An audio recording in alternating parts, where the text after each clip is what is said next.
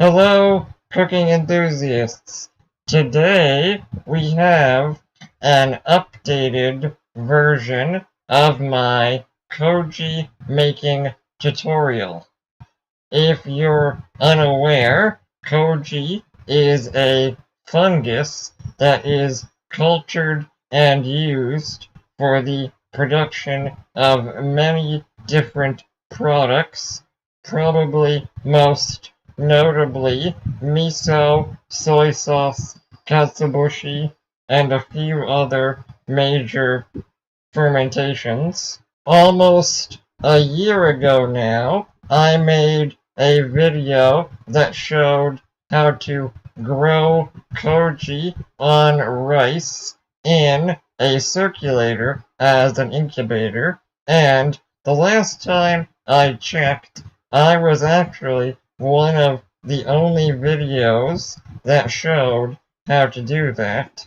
However, I have made some improvements and tried a few new things. I also did make some mistakes. However, I think we can all learn from those mistakes, and I do believe a lot of my techniques are very useful, and overall, the project did work.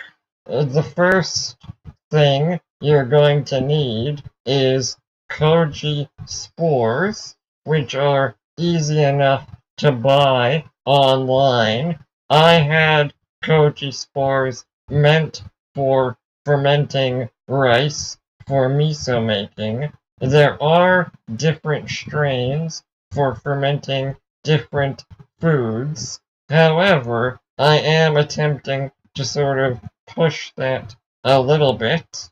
Obviously, if you have something specific in mind, I recommend buying the spores that are designed for that project. Because I had only one package of spores left, I attempted to culture koji on my rice and then use that rice to inoculate other items such as soybeans, grains, and even meat.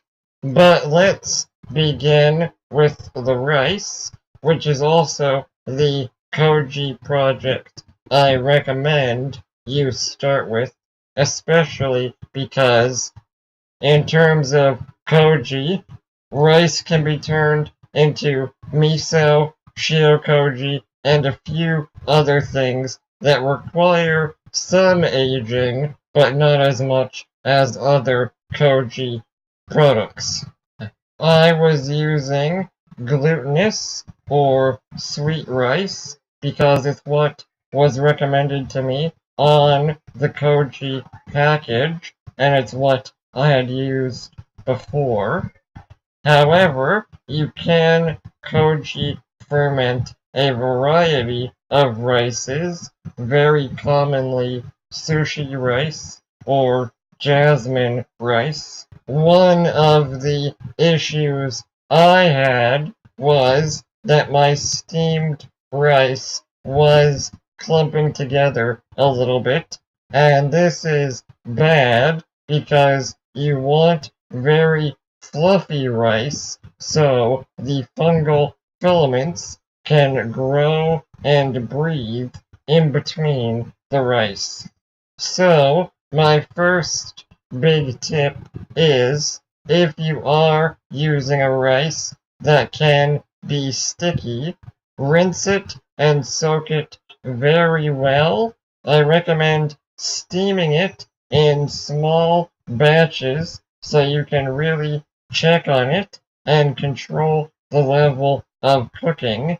And when it is done, spread it out as thin as you can on trays to cool down. Now we get to the real innovation for me personally that I think was an improvement.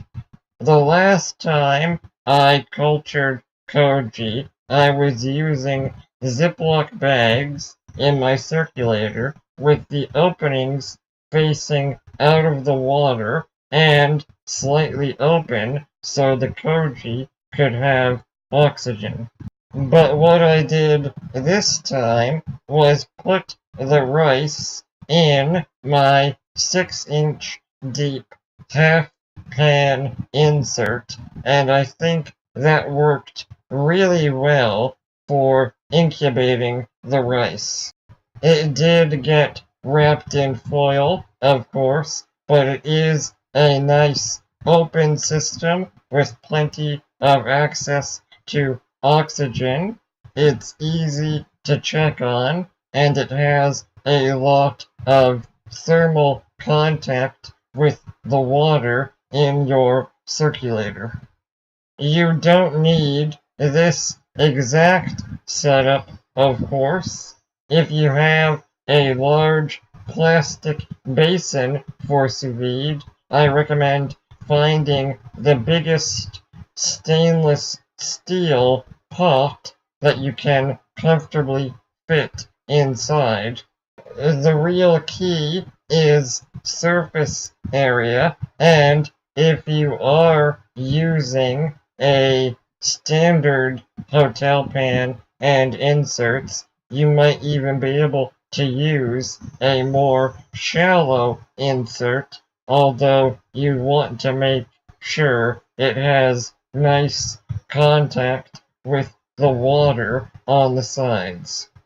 This brings me to my first potential mistake, making too much rice.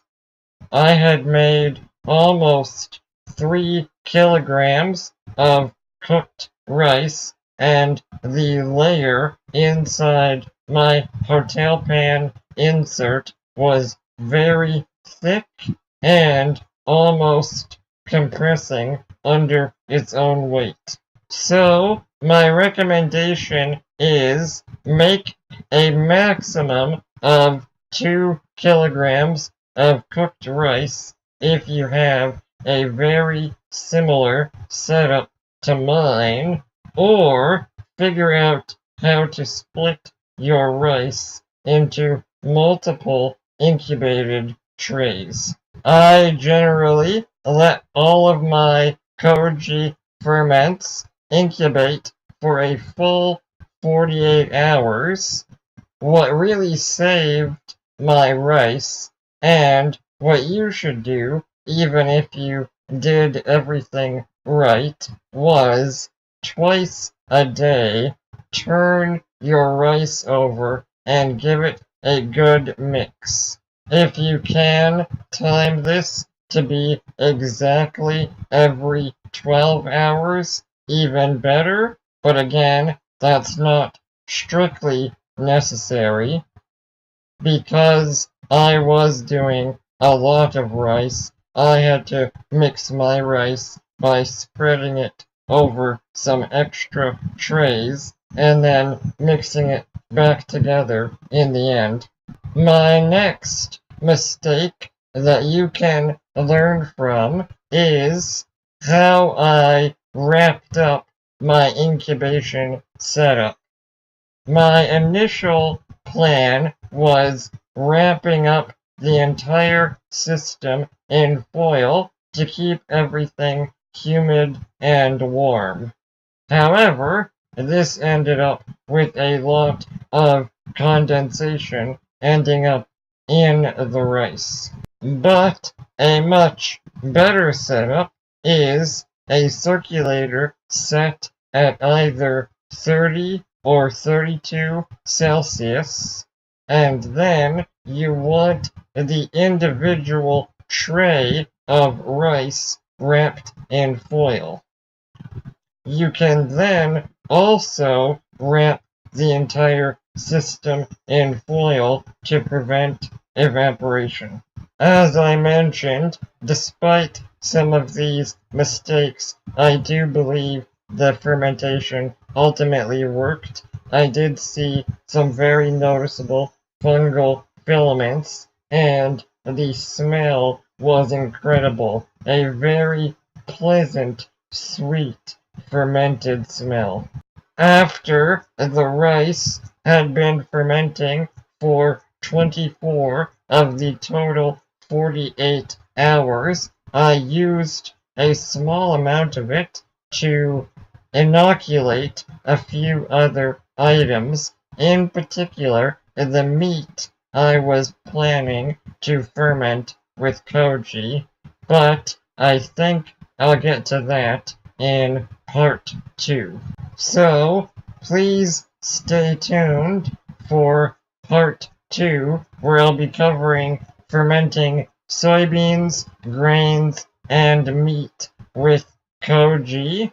And if you're interested in following along and making koji rice, I will provide a very simplified written procedure in the video description.